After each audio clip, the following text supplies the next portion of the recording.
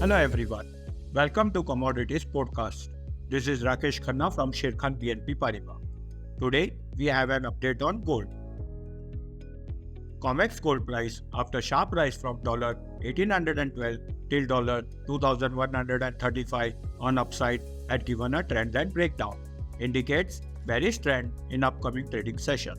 However, precious metal price failed to breach key resistance of $2,065 and heading downward towards its target of $2,003 and $1,975 in near term.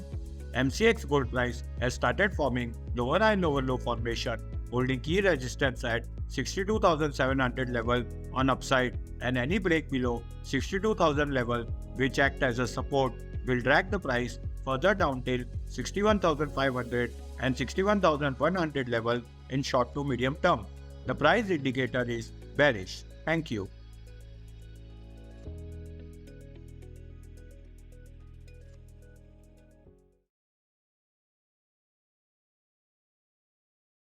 Investment in securities market are subject to market risks. Read all the related documents carefully before investing.